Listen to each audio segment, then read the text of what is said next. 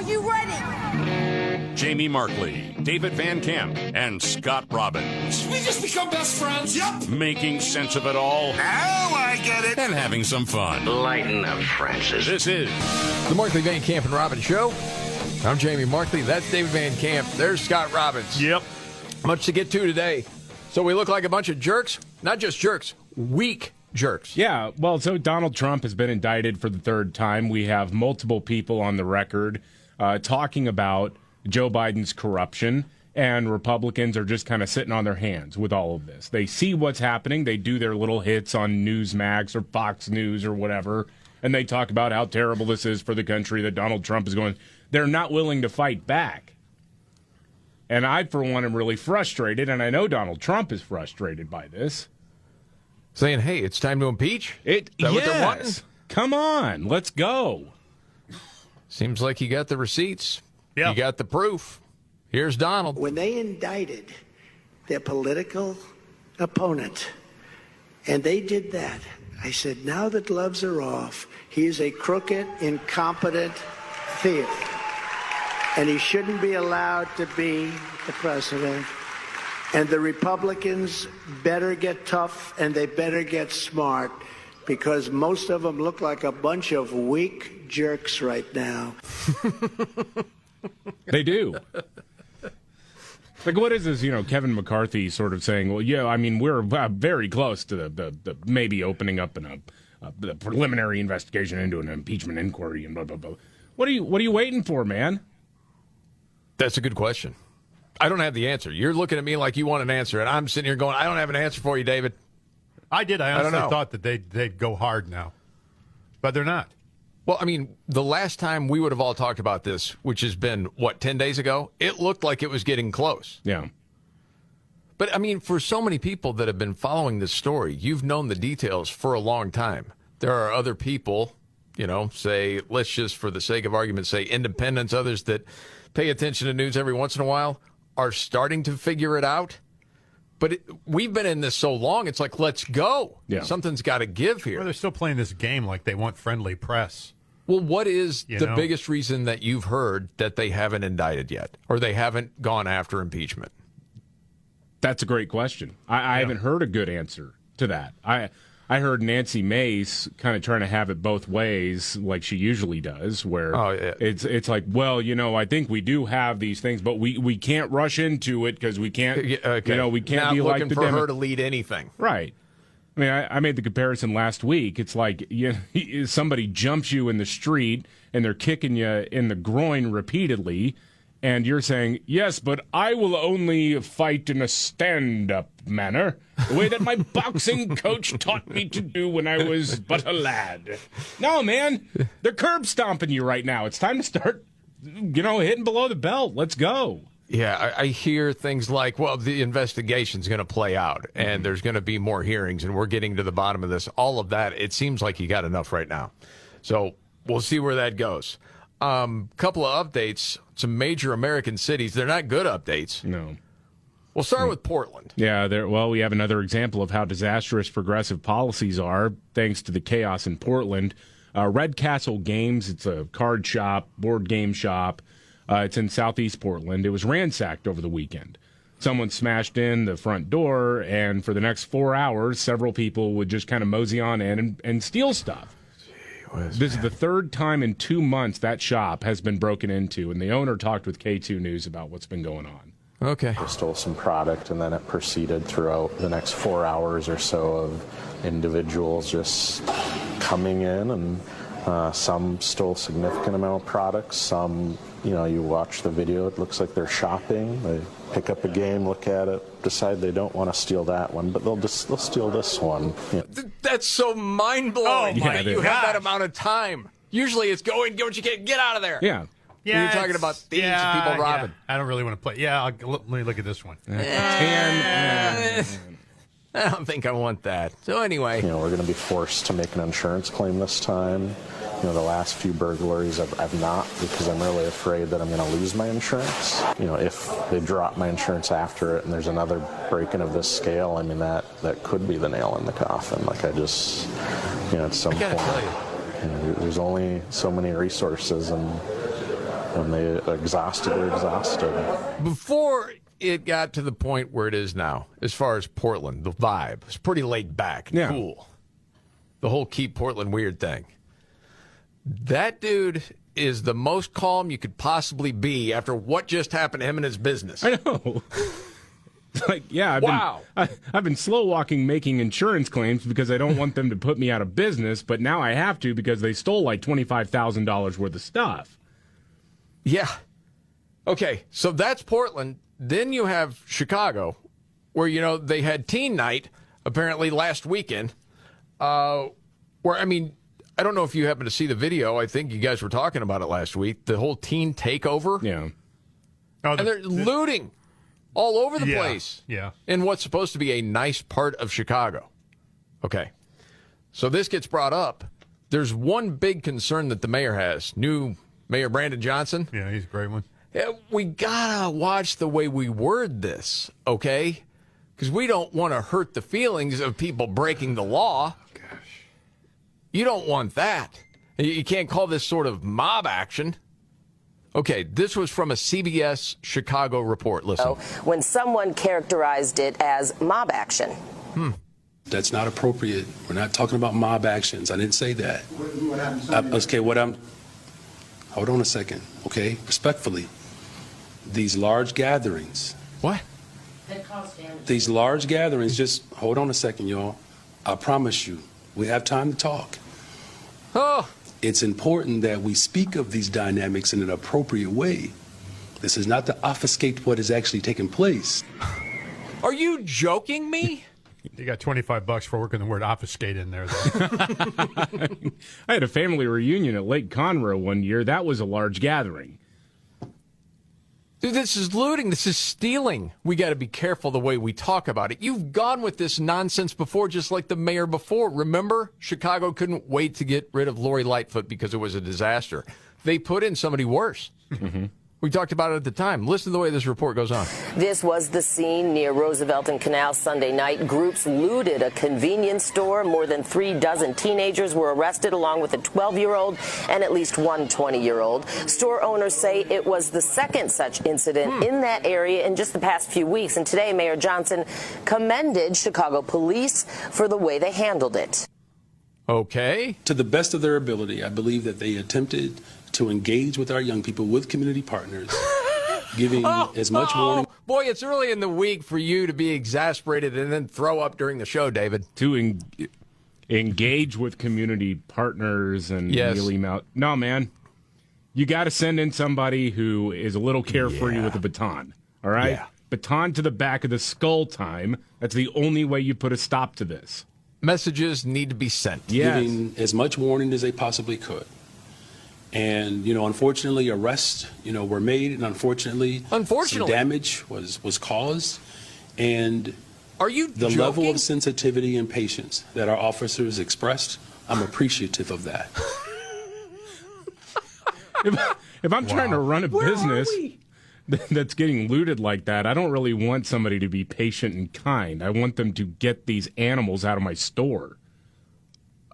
Just a few seconds left of the report here. Mayor Johnson says his administration continues to work with community groups, adding they've actually intercepted and prevented some of those large gatherings, meaning if they hadn't, the city would have seen more of them. But he didn't give any specific dates or times and when those were prevented. In the newsroom, Dana Kozlov. Yep. By the way, Dana Kozlov went skydiving with her once. That's what you told me. Long time ago. Good reporter. Does a good job. I can't believe what's going on there. That's insane. No, I can. I can believe it. Well, I mean, you get used to it after a while. It's been going on for a while now. It just gets amped up more and more. Maybe there's no downside. When there's no downside to bad behavior, this is what you get. Of course. This is what you get. That's human nature. I mean, if there's no punishment for my crime, then I commit the crimes because there's no punishment. Sure. There's a midnight basketball was going to solve it. Remember that? Dude, if you bring up midnight basketball one more time. That was the thing, right? I know, yes. We're going to take these kids off the street, and by golly, they were going to stop this violence. But when you have I think you donated some basketballs to the midnight basketball program, if I remember right. I did. They were the ones that you kicked, though, out of frustration. They were lopsided. They weren't your best basketballs. Yeah, well, they need a little air. donated. I mean, but the fact of the matter is they got him. Yeah. But but when there's zero punishment on the end of it. Yes, I understand. You can steal a car. You can ransack a business. You can beat the hell out of people for no reason at all. And you don't get punished for it. Scott, it's pretty early in the week, man. Gosh dang! I mean, I'm coming off a week off, so I'm still in sort of mellowed mode. But that's why I see man. a story like that, and I'm like, really? Well, they had the one in New York where the guy was giving away PS5s. He had like 3 of them, and 30,000 people showed up, and all hell broke loose. Oh, yeah. Yeah, we're going to get to that, too. Gosh dang. Kamala Harris update, David Van Camp. Oh, yeah. She talked about gun control in an interview with Milwaukee TV station TMJ4. Okay. And by the way, we need to brace? Yeah, it's not widespread violence and looting in places like Chicago or New York that's the problem. It's you who owns a rifle that they don't Okay. like. Yeah. All right. We are confined to what we're able to do in a limited amount of span. What we need is Congress to actually pass reasonable gun safety laws. My 9mm haven't caused anybody any problems. Kamala, just for the record. Just so you know. That's just so Only because stupid. nobody came looking for a problem. Yeah. How about Hunter and his gun? No, well, we're not going to talk about that. No. Okay. Yeah, that's off base there. That's just a president who loves his son. Right, exactly. Yeah, forget about They gun laws when it comes to people like that. Absolutely refuse to have any other conversation. It's gun confiscation or nothing. Well, I think you're leaving out climate change. Well, that has nothing to do with guns, though. Oh, I see well, what you're saying. Not yet. I'm sure some twig boy academic is trying to figure that one out. Yeah. It got so hot. Jamie Markley, David Van Camp, Scott Robbins. Okay. So Ron DeSantis has got a lot of ground to make up against Donald Trump. There's no doubt about that. Oh, yeah. So is this him getting more aggressive, you think? I think so. I think I think as they have retooled the campaign to be less just online memeing and more an attempt to be substantive.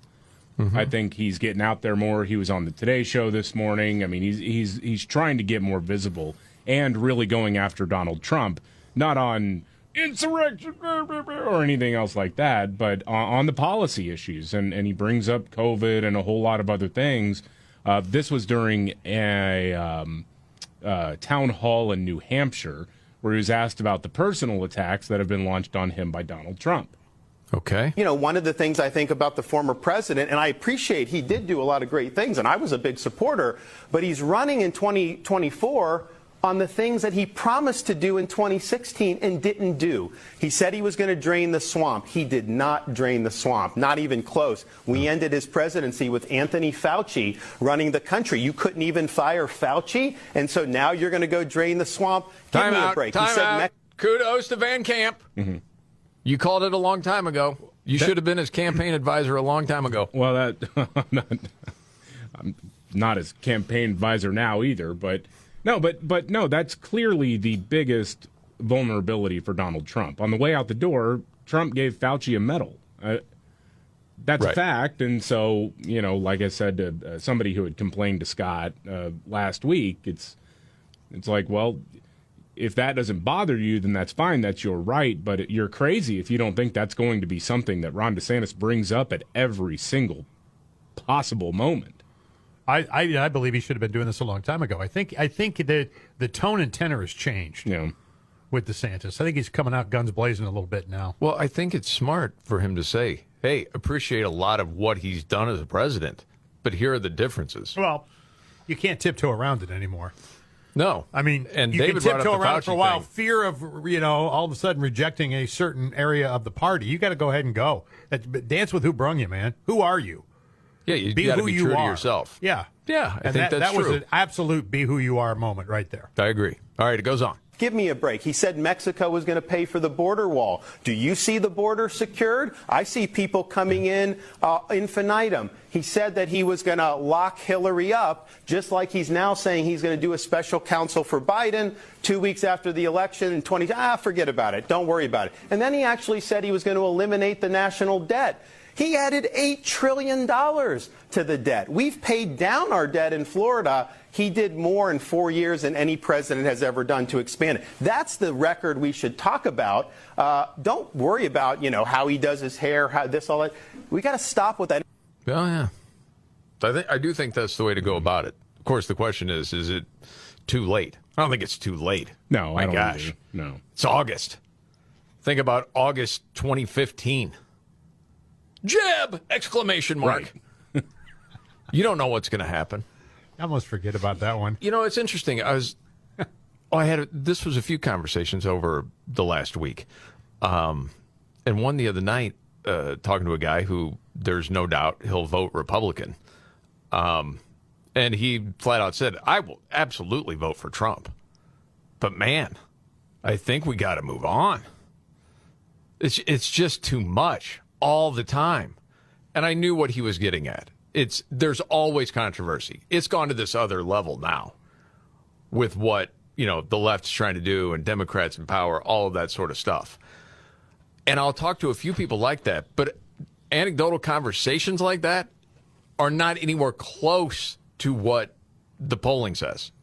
No. I don't know if you find that, David, or you, Scott. Well, I have. I found it's like 55 to 20 as far as the polling. Like yeah. Trump over DeSantis. In conversations that I have with people, it's way closer than that. Well, every time he gets indicted, his numbers go up. DeSantis is trying to get indicted now. It's an act of politics. Yeah, I don't know. I mean, I think that with the polling, some of it is we're just now getting to the point where a lot of people might be paying attention. I mean, and if you remember how the polling was with Donald Trump, I mean, it was okay. Oh, yeah. But like you said, there was Jeb, and then the debates hit, and all of a sudden Trump shot up like a rocket. That's true. That's true. Yep. All right, we'll see. Okay, so a NASCAR driver got suspended for liking a meme? Yeah, Noah Gragson was suspended by NASCAR and Legacy Motor Club after he reportedly liked a meme on Instagram that mocked George Floyd's death. It was a crab with George Floyd's face on it with the caption, "Under the knee." Oh. That's spicy for the pepper. Wow. But, yeah, apparently he had liked it a couple months ago, and some weirdo journalist was like, "How dare you like a meme? I'm going to make a story about it." The guy the guy who broke the story even bragged about how he called sources to confirm. Anyway, yeah, he's been suspended because that's the world we live in now. Even NASCAR can't take a joke. Does he have a problem with Nancy Pelosi for thanking George Floyd for dying? Right. All right. We got to get to a news update. And what's your story? Straight ahead. Sexy women don't have to try to be sexy. They just are. Is this on? No, I agree with that. The Markley, Van Camp, and Robbins Show. Jamie Markley, David Van Camp, Scott Robbins. There's an ad with Christy Nome that was running on the monitor. And she's welding. It looks like she's trying very hard to be sexy. Yeah, she just pulls up the welder's mask, and there she is. Yeah. Full makeup. Well, everybody welds with full makeup, don't they? You know what? He said, I'm officially over Christie. For some reason, I was so confused because I thought you were talking about Chris Christie. Oh, no.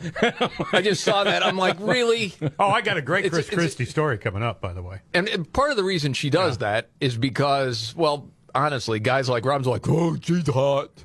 I think she's an attractive woman. What's wrong with that? There's nothing wrong with that, but then it clouds your mind because when she starts getting squishy on certain issues, well, I think she's okay. I never said that. I never, ever talked about the issues with her. No, but when we brought him up, you're like, well, I think she's okay. All right. It happened. Her spell is on you. I've seen it happen before. I'm under the Christy Nome spell. Next thing you know, I'm moving. Okay, I guess it's time to get to some audio from the weekend. Sleepy Eyes Chuck Todd. Oh, yeah, Chuck Todd. He's a sleeping son of a bitch. Well, he gets up on Sundays for his show. And what was it he's saying to Trump's lawyer in this clip, David? Well, Donald Trump has been going after the prosecutor who's already indicted him twice. His lawyer, John Lauro, was asked about that on Meet the Press, and this is interesting framing from Sleepy Eyes. Oh, okay. Do innocent people attack prosecutors? This is a political campaign right now. This prosecution was instituted by President Biden, and in the middle of that campaign, people are going to speak out. My role is not to address anything about prosecutors, but I will say this. There has been a history in the Justice Department of rogue prosecutions. Man, oh man. I'm totally off topic here of what was just said. The substance of that, it's more about Chuck Todd. Yeah. Okay, if you had to name 3 off the top of your head, and we'll probably forget a bunch of people, but 3 off the top of your head that in the last, let's say, 8 years, you may not have agreed with them politically, but you had some level of respect as a news person, an interviewer, whatever you would say, that's gone completely out the window. Mm-hmm. And now it's like a joke because there is no credibility anymore. If there was a top 3, who would be in your 3? Would Chuck Todd be in there? Chuck Todd would definitely be in there. I think he'd be in mine, too. I'd probably, honestly, throw Joe Scarborough in there. Because years ago, again, it was like not always, I don't know about respect, but I always thought the Morning Joe thing was kind of interesting because it was a bunch of people kind of hanging out, and it never really felt like it rose to the level of shrillness that other panel shows do, except then it did. Okay. Who else is on yours, Scott? Anybody come to mind? The haircut. I just wrote down Tapper. Yeah. Yes, Tapper would be there. And then if there's one more. For me, Leslie Stahl. Yeah. It's almost like she got exposed as a hack. Yeah. Like not just, well, I don't agree with her politics. No, hack. Like was never that good to begin with, and she got propped up by people. Yeah. Yeah. Pretty good list. How about you? You got anybody else you're going to throw in there? I mean, you could. It depends on the week. Week to week, you could throw about anybody in there. But I mean, it's whoever I'm thinking of. Yeah. There are people that I've just totally lost respect. But the for. haircut like used Lester to be Holt. Oh well, yeah. But the haircut used to be a respected guy. Yeah, if you didn't like him, you're like, okay, he tries to be this fair sort of news guy. No, and then you kind of found out. Okay, no, is there such a thing? No, not so much when it comes to the legacy media outlets. Sure doesn't seem that way. Although I will give credit to CBS, at least in the last 2 to 3 weeks, where they're at least doing some stuff on Hunter Biden being connected to the Biden family business. There has been some of that going on, which has been good to see. Happen to see this, I guess should not be surprised. The president of a Wyoming Tennis Association has resigned. Why? After a trans-identifying male was allowed to compete against women in a tournament. Mm-hmm. We're not seeing this move into sports across the country. No, it is happening. Yeah. Person's name is Jackie Folkrod. Stepped down from her position of the Cheyenne Tennis Association board, saying she opposed trans-identifying male player Brooklyn Ross competing against women in the Governor's Cup this weekend. Just flat out said, I think a man playing against a woman is a very unfair matchup when it's specifically meant for women in that specific draw. I feel like having a transgender athlete compete in the women's draw is against my personal integrity and what I believe and value. My decision to resign solely based on the fact that we didn't have any way to protect our organization or protect our female athletes from going to be playing in the tournament. And a lot of times you're talking about lawsuit after lawsuit after lawsuit. And so you've got these organizations going, fine, let them play whatever, giving in. So I think it's actually kind of cool. She's like, all right, I'm not a part of this anymore. Just quit. USA Soccer needs like 3 dudes to step up. Oh, to be able to compete now? Yeah. Is that what you're saying? Yeah. You're switching gears. You want to just pile on that soccer team. From the moment I saw you, what do you think of the women's soccer team getting beat? I loved it. I was cracking up you said that. Yeah, I know. Was it sweeter because Megan Rapinoe missed the only reason. It's the only reason. Yeah.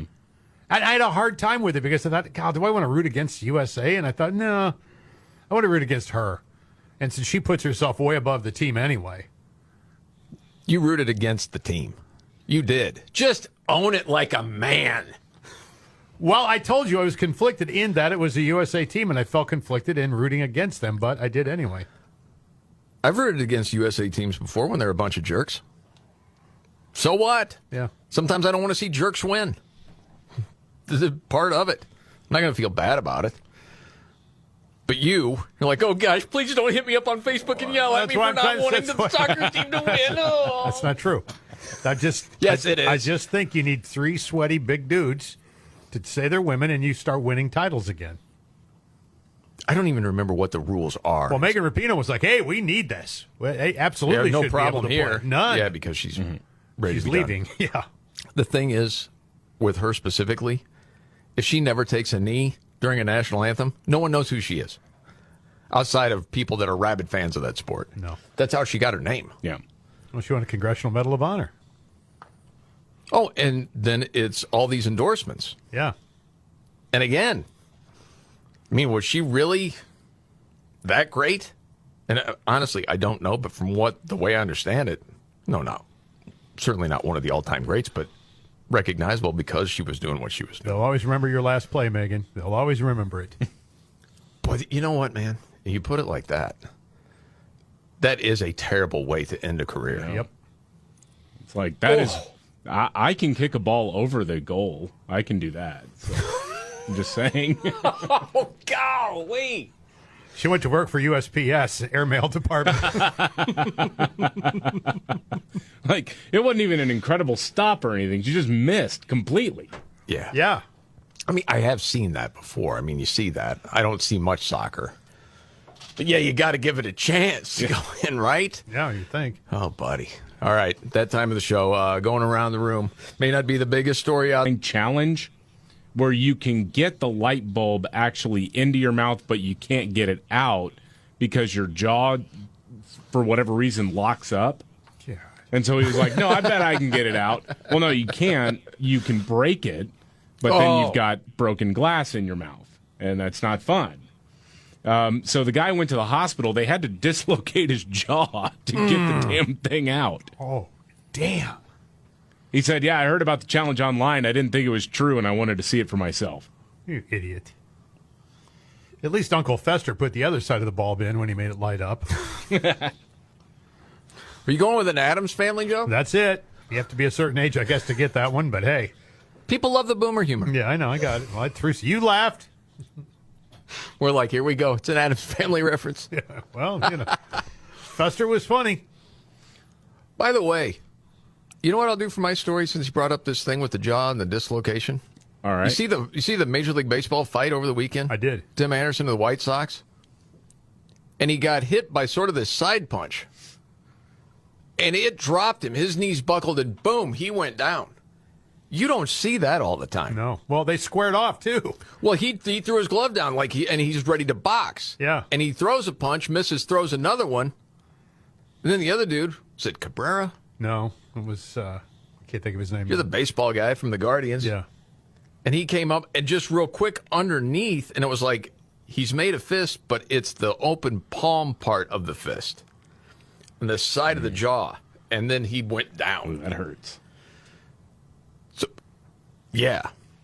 My question is this. Do you like seeing that in baseball occasionally? I watched it numerous times. So as a guy that's like, baseball is your sport, we can't have this in the game. We don't need any of this. Well, Tim Anderson. Or do you like to see it? A bit of a jackass. So yes. I mean, I still don't know what he was hot about. But he pointed in his face. It was a hard slide into second base, but it wasn't dirty. Well, he came up. He had put his glove on his back for a while. The dude was like, all right, get your glove off me. And then he pointed in his face, and he's like, let's go. Yeah. So then the fight. But do you like seeing more fights in baseball? Just no, asking. Not really. Okay. No. Hockey, yeah, I'm good with that. But this is why Major League Baseball hates you, Scott. Because what? Because they don't like fights? Yeah, right. They're going to keep doing fights because they say, oh, my gosh, it bothers Scott Robbins. And we personally hate Scott Robbins. By the way, just real quick, I want to thank everybody who keeps weighing in on Facebook and reminding Scott that Major League Baseball hates him, hates his guts, hates his God, hates his value system, hates him personally. Well, David, it's caught on, and it's about one of every 5 pieces of mail I get. I was in the truck over the weekend. My wife was with me, and she was looking at the show Facebook page, reading different comments, and she goes, what's MLB? I said, it's Major League Baseball. Why are people saying that Major League Baseball hates Scott? Well, my daughter asked me the same thing. She goes, what's that about? I said, Van Camp. No, it's because it's true. Major League Baseball hates you. But you said it. I mean, Major League Baseball didn't say it to me. Well, they say it with their actions. Yeah, they do. Right, exactly. It was Jose Ramirez. There you go. Of the Guardians. He's a big dude, too. He's a stocky. Yes. There's no doubt about it. Yeah. Yeah, open hand. All right. So, Scott, what's your story? Former New Jersey Governor Chris Christie provided some Bon Jovi inspiration to Vladimir Zelensky. What? He went to Ukraine unannounced on Friday. And, of course, Christie's running for president. The New York Post is reporting Sunday that Christie gave Zelensky lyrics to the Bon Jovi song It's My Life, handwritten by John Bon Jovi. In March of last year, I guess about a month after Russia launched its invasion, Bon Jovi tweeted a video of Ukrainians filling sandbags while the drummer plays along to a recording of It's My Life. So as a gift to Zelensky, he got a handwritten copy of It's My Life from John Bon Jovi himself. And Christie vowed to make a mixtape for him the next time he comes. Let me yeah, you're not going to live forever. Do it your way. Forget about your country and what you may be doing to the country. I don't know what the meaning was behind it. So was Zelensky touched? Live in ridiculous times. I don't know. It's really strange, man, I would say. It is. Hey, Zelensky probably, thanks for that. But I need weapons. Yeah. I need billions of dollars. And I need it now. It's usually the way that goes. It's on eBay now. Raising money. Yeah. Okay, David's got a story about an ousted New York health official and where they landed a gig. You will not believe it. Straight ahead. All right. The Markley, Van Camp, and Robbins Show. Jamie Markley, David Van Camp, Scott Robbins. Okay, so there was a health official in New York that was ousted. Why? Oh, well, because he took part and was one of the orchestrators of covering up the true death toll as a result of the policy of shoving COVID patients into nursing homes. Now, this is a person, a former Governor Andrew Cuomo's health commissioner, Dr. Howard Zucker, resigned in 2021 after it was revealed that the administration had manipulated Department of Health reports to downplay nursing home casualties. He failed up. He's now at the CDC. Oh, right, yeah. You get rewards in this administration for doing a bad job. How do you get a gig like that, huh? I'd be running the company by now. Well, at the time, we would say, what do you have to do to get fired? Yeah. From the CDC. Now we know what you have to do to get promoted. Fail in the job before, and we've got a home for you here. Yep. Wow. And that whole thing about COVID at the time and the fact that they covered it up is just terrible. But originally, they wanted people going back into the nursing homes because they didn't want this stigma around those people. Yeah. Right? Had to fight the stigma. Right. Never mind the fact that it's killing people. No. And then we're fighting a stigma. Yeah.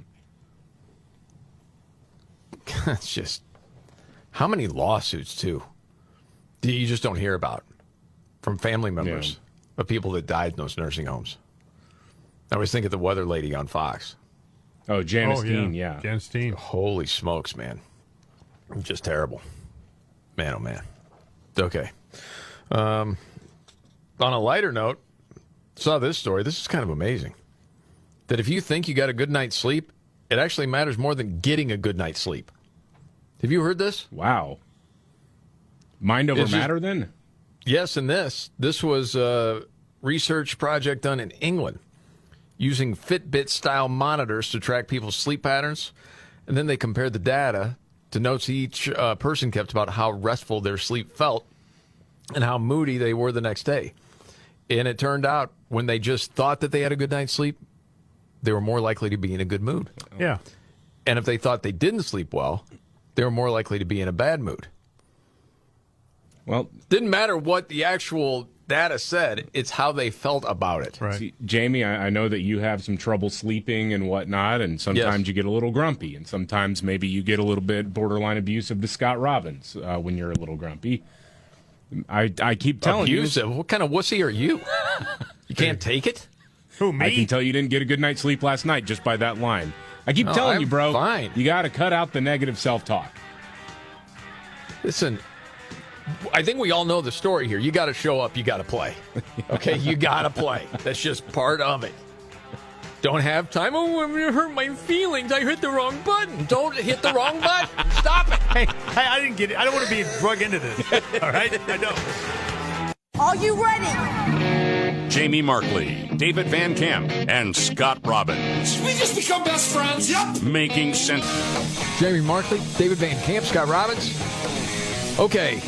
Boy, it's something when a journalist that has really been a lifelong hack, you just didn't really know it until the last, say, 5 to 10 years, comes out and says something so crazy to me that should be easy to see through, but it goes right over the heads of so many people in the United States, and this is the example. Oh, yeah. So MSNBC's Andrea Mitchell interviewed Democrat Representative Nancy Pelosi, which, fun piece of trivia here, by the way, their combined age is longer than the United States had slavery for. Just want to say. That's actually true. Is it really? Yeah, that's actually true. Oh, my gosh. That as a nation, the United States of America had slavery for a shorter period of time than their ages combined. Their ages combined have to be over 150, right? Yeah, it's 156, I believe. Yeah. Yeah. Okay. Yeah. So anyway, she interviewed Democrat Representative Nancy Pelosi, who, of course, we know impeached Donald Trump because he asked about Biden's corruption. And one of the questions was about the prospect of House Republicans impeaching Joe Biden because there's evidence that he was involved in his son's business deals. Right. Evidence. Yes, there is evidence of it. Evidence, yes. How do you feel about the push by the House Republicans? Many of them, the Speaker has certainly, flirted with this idea of impeachment proceedings against, President Biden because of unfounded allegations that he was involved with his son. Hang on a second. Hack. What the hell was that? What's unfounded about it? Exactly. Devin Bring the Archer, receipts. Hunter Biden's business associate, testified in front of the House last week, and then did an interview with Tucker Carlson last week as well, where he says, Joe of course talked with Hunter Biden's business associate. So we know that Joe lied about that part. Yep. Why did he lie about it? That's not a question. Oh, she's making the statement, posing it as a question before it's bridge night. Anyway, go ahead. As you well know, as you were very cautious about starting impeachment proceedings for the very reason that once you start in a special committee or the Judiciary Committee, it's very hard to stop that process. Well, with all due respect to your question, this is frivolous. This is a diversionary tactic. It's really sad. I wish the Republican Party somebody would take it back. That we'd have a real Republican Party. It's up to them to decide what it is. Party. But it shouldn't be a cult. It shouldn't be a cult to somebody frivolous with the law and his puppets. Isn't it time for you to make another appearance on RuPaul's Drag Race or some nonsense like that? Nance? Yeah. Along with a bottle of wine? Jeez. Yeah. There's a lot of ladies that are older that I truly like, sweet people. And so I don't want to say 2 or 3 lines that came into my head because I don't want to put all of them in the same boat about being a little bit older. But those two, man, just hacky. Yeah, I mean, she could do ads for her own Benny's Beverage Depot. If it's not at my house, it's not worth drinking. Remember the whole thing with COVID and her and the ice cream? Oh, yeah. Just clueless, no self-awareness. Yeah. All right, move on. Okay, Biden's campaign manager, he's out there. What's he saying? Well, Biden's campaign manager, Julie Chavez Rodriguez, was on MSNBC and said, things look really good for the president because of the economy.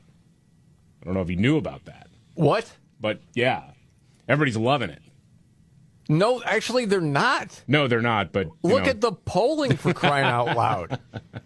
Dope. I think voters are really starting to feel the economic impacts that this administration has set forward. The president has recently talked about it in the context of Bidenomics. Yeah. CBS poll last week showed that 50% of respondents said higher inflation when they were asked what Bidenomics meant. Right. We saw gas ticking up to almost $4 a gallon again. Uh-huh. I mean, we're close. We're right at the precipice again. Here we go. But I guess they just figure we use that statement, media carries the water for us, and hopefully it gets through to people, even though they're hurting all over the place. But this is one of those things, as we were talking about it last week, I don't think you can spin your way out of this because they're pointing to low unemployment. Okay, yeah, it's basically back to where it was when Trump took office, before it was artificially pumped up because of COVID shutdowns. So we understand that, that's fine. They want to talk about Wall Street. Okay, Wall Street's fine. There are ups and downs, obviously, to Wall Street. And then they say, well, GDP is at X percent growth, 2%, 2.5, whatever percent growth, and all of that. The reason you can't spin your way out of it, though, is because most people really don't care about that stuff. It's fine when things are going well for them. Mm-hmm. And for most people in this country who shop at Walmart or wherever they get their groceries from, understand that their money's not going as far as it used to go. Sure. And you can't really spin that. No, you can't. Not if they're really thinking through it. By the way, side note to that, and I didn't know who the campaign manager was, to be fair. But it's Julie Chavez Rodriguez. Mm-hmm. Okay. Just asking an honest question. When you hear that name and you hear that she is Biden's campaign manager, first thing you think of, did she earn the job? Well, of course not. Why would I think that? So you're saying that she was hired because but why would I think she that? is a woman of color? Everyone else in his party and is a woman. Yeah. No. Which is another reason why quota hires are not fair to anybody. Because she may have earned the job. I know nothing about her. No, I know what you're saying, though. Yeah, of course that's what you think right away. She could be one of the best at her job ever. But there's going to be so many people that look at her and say, well, it's just like before. Well, it's got to be a woman of color as vice president. Mm-hmm. We're not looking for the best. It has to be something specific. Well, I actually did a little bit of research, and the reason she got hired is because there was a mix-up. Jill Biden ordered a breakfast taco. Oh, and the staff got confused and thought she meant bring me Latinx or whatever person. Got it. Did they give up on the Latinx? I think did they give that up? I finally? think they have for the most part, except for the furthest left people. But nobody's saying Latinx anymore. Well, yeah, because the people you were labeling that hated it. Right. Of course, almost as much as they hate. Stop it! Yeah, if you're going to give me a nickname, I got to like it. They hate that almost as much as they hate being called breakfast tacos by the first lady. Right, for the first lady, yes. Then, boy, oh boy, I don't know what to make of this story. I saw this in a couple of different places. Saw it at Daily Wire. It's come out that Obama, former President Obama, would often fantasize about making love to men. Yeah. And do that in a letter to his girlfriend at the time in college. Did you hear about this? I got a theory. Go ahead. I have a theory, though. Really? There's a historian named David Garrow. He wrote Obama's 2017 biography, Rising Star, The Making of Barack Obama. And he, as part of the research that he was doing, he had heard from an ex-girlfriend about Obama's male fantasies. What's wrong with that? Well, hey, it's your thing, man. Hashtag love is love. And so, come on, man. One of the ex-girlfriends said, oh, yeah, there was a letter that he had written to me. And so somebody else went to Emory University, apparently, where this had been sold. They had it in their archives. Somebody went in and was able to transcribe one of the letters. And, well, sure enough, it said, when I start reading about Barack in 08, I'm sorry, let me see, where's the quote here? Garrow started talking about Obama's book, Dreams from My Father. When I started reading about Barack in early 08, I read Dreams and thought, this is a crock. It's not history. It's all make-believe. Who knows what the real story is? Wow. But apparently, so that whole book about Dreams of My Father, he says, is a load of crap. Yes. Wow. Because that's not at all who this man is. And yes, there's a paragraph where Barack Obama wrote to his then-girlfriend about how he repeatedly fantasizes about making love to men. Okay, well... Golly. Oh, quick question. Yeah. All right. I know guys will lie to girlfriends for a number of different reasons, usually to set them up to look better to them. Yep. Why in the world do you do that? Because he wants to break up and he can't. He doesn't know how. If he admits if he admits to this, she'll leave him. It's problem solved. This is so Seinfeldian, man. I tell her you want a three-way, she'll leave. Except she was into it. I tried the menage a trois thing and it didn't work. It didn't work. What's up? He's looking for a way out, man. He can't get out, and he's going to tell her, okay, I fantasize about dudes. That'll do it. Okay. I mean, I don't know if that's true or I not. just don't buy that. Because then what happens? She goes and tells everybody that if you're a hetero dude, you don't want everybody thinking. She said that he always talked about having these fantasies about having sex with dudes. That just I can't believe that. This is fake news. Yeah, writing it down in a letter is the odd part. That's where I don't Scott disagree Robbins with that. Theory falls apart. Thinking the walls are closed in. She wants to get married. Didn't want to get married. And it's like, oh God, okay, I'm gay. Hey. And now I just have more questions about that family chef who died on his property the other week. Exactly. That's a terrible theory, Scott. I got to tell you. Well, but there is some sense to be made there. Wait, he just doesn't know how to get out of it. She won't let him out of it. He's trying to get out of it. Hetero guy to get out of a relationship of all the lies to tell would tell that one. Well, you know that's a winner. There is no addendum to that one. Once that's out there, over, gone. You're an idiot. Yeah, well, maybe I am. That's a crazy story, though. It is crazy. There's no doubt about that. Okay, much to get to. Well, you mentioned this earlier, Scott. The riot in New York City that was caused by a YouTuber. Yeah. Got to get to that. And another news update straight ahead. This is the Markley, Van Camp, and Robbins Show. Van Camp and Robbins Show. Jamie Markley, David Van Camp, Scott Robbins. So, big riot in New York City. Oh, we got to be careful with our language. We don't want to call it a riot. No, it was a riot, all right. I mean, you had a lot of people, like thousands of people showing up. Youth gathering. Yeah, right, a youth gathering. Yeah, they were going to go pick up trash as well after the event. Okay. Yeah. Trick or treat for UNICEF. Woo! Yeah, because some Twitch streamer said he was going to be giving away electronics, including PlayStation 5s. A bunch of people showed up, didn't have enough to go around. So they rioted instead, as one does. Felt like there were some people trying to defend it, sort of saying, well, these are, youth that don't have anywhere else to go, and blah. I saw one video of this lady wearing, like... Gosh, dang it. She's wearing shorts that are, like, hiked up in between her butt cheeks. And she's twerking on a light pole, and a guy walks up behind her and puts a football between her butt cheeks. And it stayed. And I'm like... What is this? Well, it's like, is that the either or here? You can either get a free PS5 or put a football between some chick's butt cheeks. I don't understand. That'll be the new opening for Monday Night Football. Are you ready for some football? Yeah, she threw a 50-yard touchdown pass. I was going to say, is she like the new center? Is that what she's trying out for? Hiking it up in there? Well, it's hard to knock out that way. Oh, 16! Oh, 16! They just make sure they give her plenty of Taco Bell ahead of the game. Golly. It was a madhouse, though. It was a madhouse. I love that. Well, these kids have nowhere to go. They have nothing to do.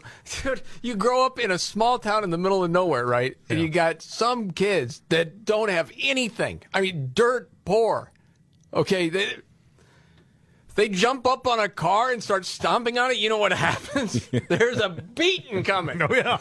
Don't give me this nonsense. By somebody else's dad, too, probably. Absolutely. Or grandpa's going to yank you Whoever's car that person's jumping on. This is absolute nonsense. They need to start handing out Clorox wipes, I guess, though. That's how you get pink eye.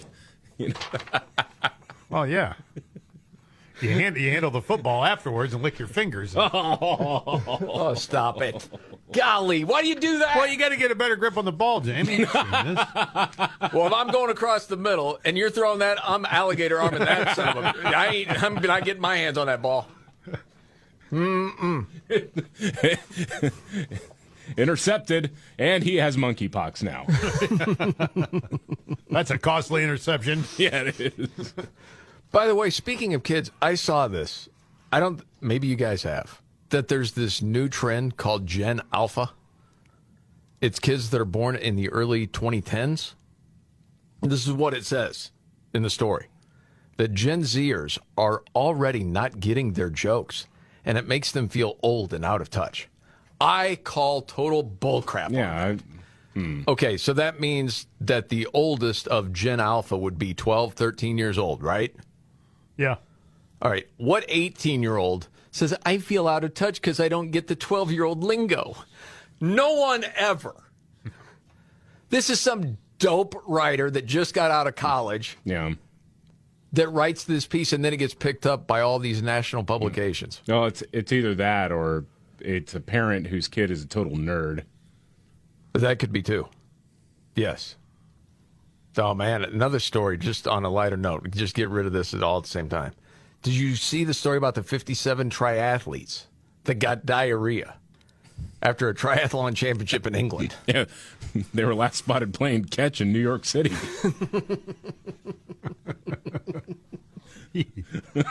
Wow.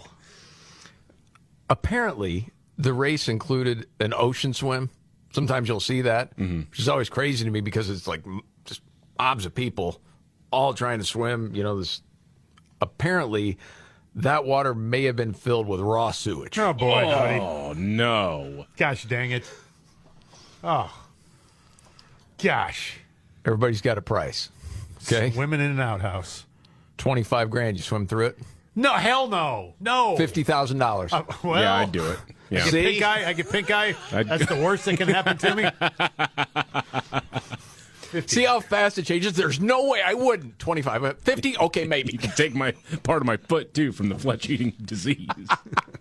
This is the Markley, Van Camp, and Robbins Show. Okay. Biggest story of the day, if there is one. I mean, there are a few that are popping. Of course, Donald Trump being indicted last week. Still hearing ramifications and hot takes coming out from that entire saga.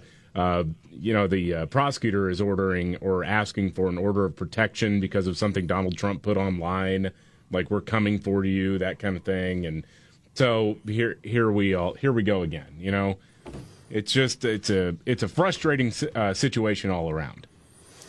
No doubt about that. Okay, get to the latest on that. And a rapper has blasted parents who let their kids change genders. This is really good. A little controversy. Yeah. We'll get to that as well, coming up right here. All right. The Markley, Van Camp, and Robbins Show. Jamie Markley, David Van Camp, Scott Robbins. All right, a lot going on today. Trump, of course, in the news all the time. Yeah. Especially, again, in the last week. And we're going to hear a clip from who? Jamie Raskin. He is one of the impeachment managers of Donald Trump. And, I mean, this is one of the most shameless liars in Congress. And one of the hatchet men who's been brought out to try to defend Joe Biden.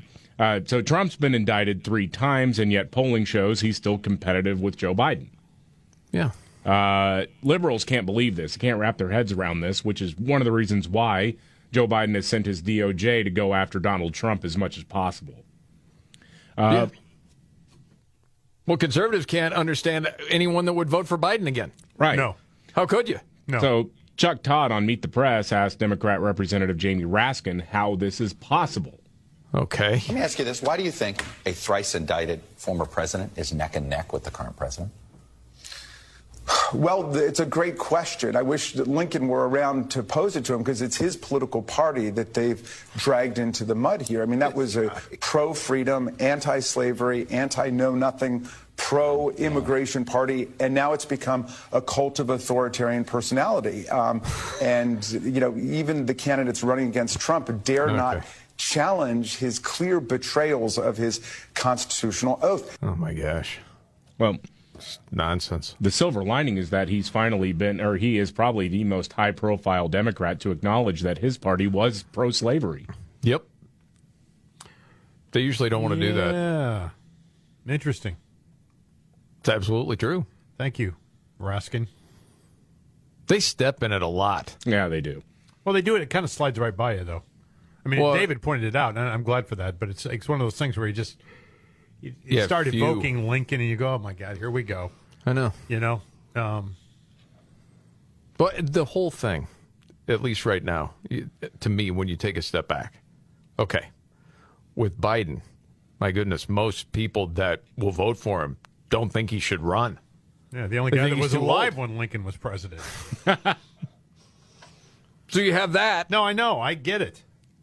And then with Trump, as far as anyone on the left, and a whole lot of independents, they're like, no way. Their mind is made up. And you ask, what was it, 70% of people in the country would like something different other than Biden versus Trump. But yet we all are feeling locked into this situation one way or another. Yeah. And for that part, people are frustrated. And I think a lot of people are like, I just don't want to hear it anymore. They just tune out of the entire thing until it's really time. And it'll be, more than likely this fall once the debates start, as far as the Republicans, where it goes. And I do wonder, Trump not being up there for the debates, will someone rise to the top? Maybe. I mean, the word is apparently that everybody's going to be knives out for Ron DeSantis. Claim that second spot. It's like the Dave Ramsey debt snowball, right? You start with the little one, and then you work progress your way up. Yeah. So the whole word would be, okay, everyone goes after DeSantis, knock him out of that thing. Yeah. So the next one rises up. Yeah. The next one that rises up, whoever that is, won't have a chance. No. Against Trump. Probably. I mean, right now, DeSantis, it's a tough road. But as far as I can see, he's the only one with a shot at all. Do you see anybody else with a legit shot? I was just talking about this weekend. I mean, it's like you got Mike Pence and Chris Christie out there. It's like no one cares. No, that's all for their future career. I mean, Mike Pence, for they God's both sakes, know they have no chance. I mean, the guy is such vanilla wallpapery, Just who do you know? Anybody? I mean, there might be somebody who are like excited about Chris Christie. I like that guy. No. Yeah, that live in New Jersey, maybe. I don't know. No, they know they have no chance. But it's just a weird. Then you wonder, okay, who is it that actually thinks they have a chance? Well, it's got to be Beck, Trump and DeSantis. Ramaswamy? Yeah, maybe. Ramaswamy maybe can break through. I think the debate thing will be very good for him. I do too. Because I think there's still a lot of introduction that has to be done with him. Yeah. In my opinion, the most well-poised outside of DeSantis is a guy who's not even running. And that's Brian Kemp in Georgia. You've mentioned that before. Yeah.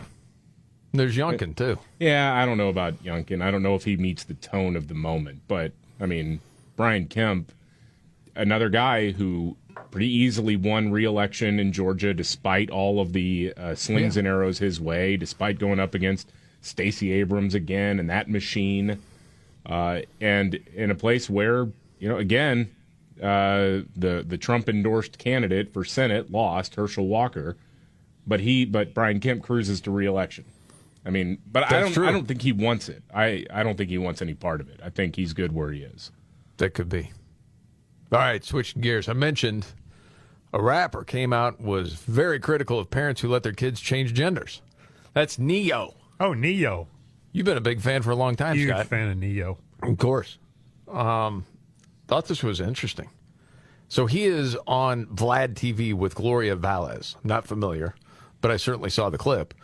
And they're just talking about the current state of insanity that we're in right now. And this is what Neo had to say. Parents have almost forgotten what the role of a parent is. Amen. It's like, okay, Lost control. If your little boy comes to you and says, Daddy, I want to be a girl, and you just let him rock with that, Right. He's 5. Right.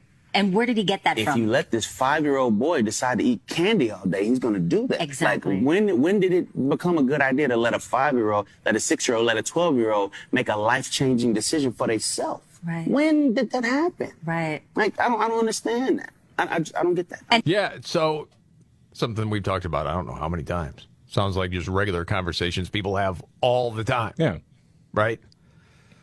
Goes on. I want to play this other part of this clip because it has a term in it that we've used, not this exact term, but sort of close to it, that maybe could be the new term that we use on the show. You'll understand. But okay. Roll on with the clip. And to medicate these young kids that are 5, 6 growing up and knowing that it affects their brain, it affects their organs, it makes them sick, but they're not allowed to do drugs, they're not allowed to do alcohol. Right. We can medicate them. He can't drive a car yet, but he can decide his sex. Right, right. What sex orientation, and he can cut off his pee-pee, and that, to me, that makes no sense whatsoever. Okay, as I had said peeper before and was made fun of it.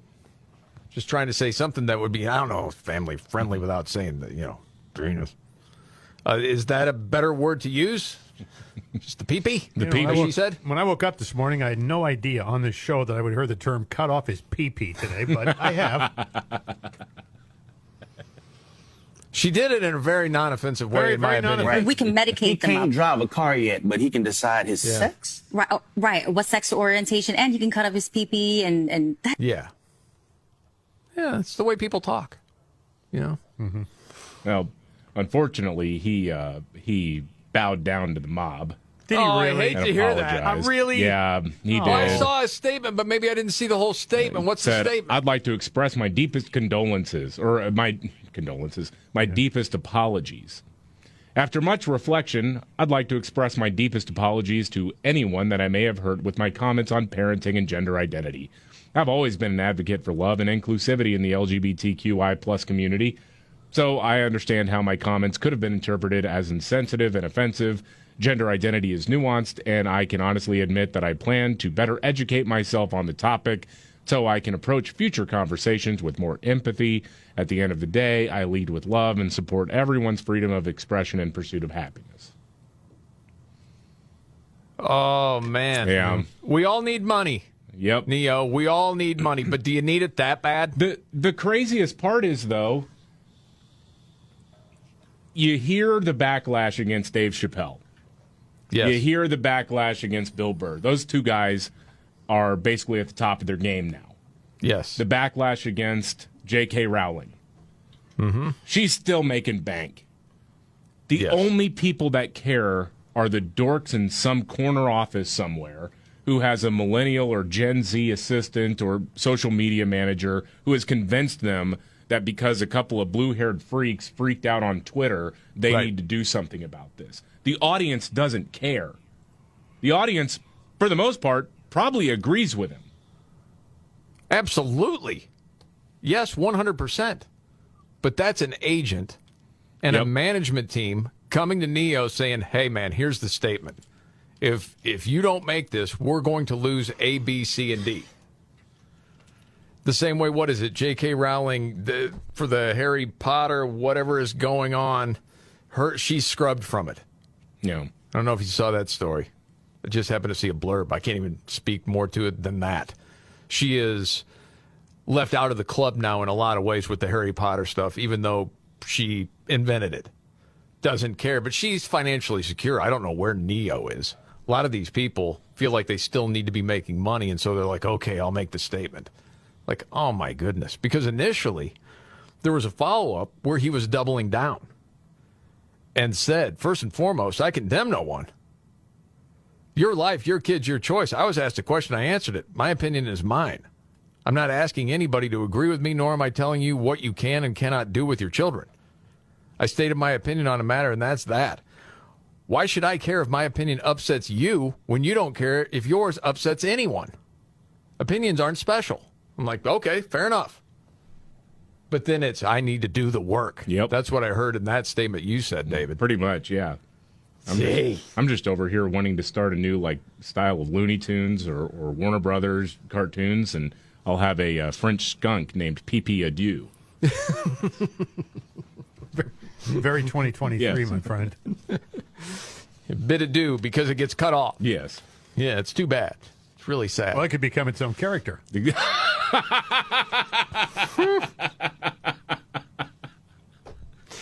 That's pretty funny. It's like Scrappy Doo. Right, yeah. Pee-Pee Doo. By the way, speaking of all this, a buddy of mine the other night said, you know what? Some of the clips you guys play crack me up. The one I never want you to stop playing is the Justin Trudeau when he butchers the LGBTQ. And I'm like, man, yeah, we use it every once in a while. But yeah, this whole thing with him kowtowing and he can't get it out right is so great. I forgot how funny that is. I will never apologize for standing up for an LGBTQ2 plus kids' rights. Well, then you see the picture of him and his kid going to the Barbie movie? I did not. He had like a pink pullover on. The kid had a pink shirt on. Really? Yeah. Okay. Dork. Oh, my goodness, man. That guy. That, by the way, his is the voice of P.P. Adew's member. And part of the community. LGBTQ2 plus kids' rights. He had the glass back to Biden here. Joe Biden's like, let me give you a secret. Just say anyway. Yeah, right. You know. LGBT, no pee-pee. Got it. Okay. MSNBC did not say Democrats always accept the results of elections, did they? Oh, you got to be kidding. The Markley, Van Camp, and Robbins Show. Jamie Markley, David Van Camp, Scott Robbins. Okay, David, you tell me on MSNBC they said Democrats always accept the results of elections. Yeah, Jonathan Lemire on MSNBC is really upset that a lot of Republicans aren't abandoning Donald Trump even after he was indicted 3 times. He says that usually, people just move on after a bitter election or a controversy. Oh, gosh. Has he ever spoken to Hillary Clinton in his life? No. Say. All right, go ahead. We all have gone through the example about Nixon and Watergate, but it also means sometimes these presidential elections, at the end of these bitterly contested fights, still even the party said, okay, it's time to turn the page. Even in 2016, by that next morning, the Democrats were doing so. Really? There was a massive protest and a riot at Trump's inauguration. Did I hallucinate a bunch of Democrats and a bunch of celebrities getting together telling people to overturn the will of the people with the electors and saying, oh my gosh, you should vote for somebody else? No, that was not a hallucination. Which, by the way, that's the same conspiracy that Donald Trump just got indicted for. Just want to point that out.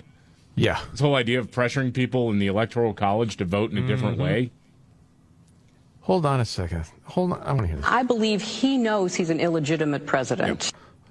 That's the sound How many of these clips are there? And I take responsibility for those parts of it that I should. But, Jane, it was like applying for a job and getting 66 million letters of recommendation and losing to a corrupt human tornado. And so I know that he knows that this wasn't on the level. I don't know that we'll ever know everything that happened, but clearly we know a lot and are learning more every day. And a corrupt human tornado. I don't know if I've ever heard that. You think of the discrepancies in 2016 compared to 2020 and the changing of laws and mail-in balloting. It's not even close. These people are despicable, man. Yeah. Really are. Democrats, well known for moving on from elections. The same people who are still pissed off that 2000 didn't go their way. It's true. Well, didn't Stacey Abrams actually show up at the governor's mansion? Oh, I forgot about Stacey Abrams. She was yeah, she's still the governor. Yeah. Yeah. Oh, that's hilarious. You know what? I mentioned this when this was first announced. Wasn't sure what to think, but I was thinking, man, I'd like to see it. Carrie Underwood opening for Guns N' Roses. That happened in Canada. She's a big fan. I know that. Her and Axl are friends. She's performed with them before, and he's performed with her, and so she's opening the show, and people are wondering, okay, is she going to do some rock covers? What's she going to do? So she does this mix of her hits. Have you seen any of these I have not. Pieces of video online? No. Okay, so she does the classic from Heart, Alone, with the vocal. It was really good. And then when I read it, I'm like, no way, she did not do Ace of Spades from Motorhead. Yes, she did. Wow. You want to hear a piece? Of course I do.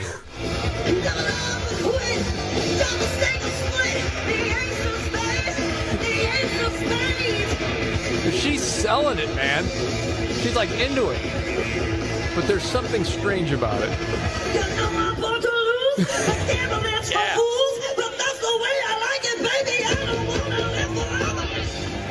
empty seats everywhere. It's like people aren't even in their seats. They're just like, yeah, that's Carrie Underwood up there. Yeah.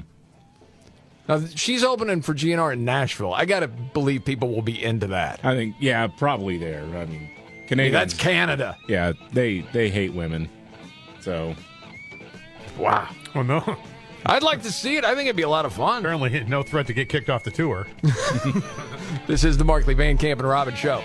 Are you ready? Jamie Markley, David Van Camp, and Scott Robbins. We just become best friends. Yep. Making sense of it all. Now I get it. And having some fun. Lighten up, Francis. This is Jamie Markley, David Van Camp, Scott Robbins.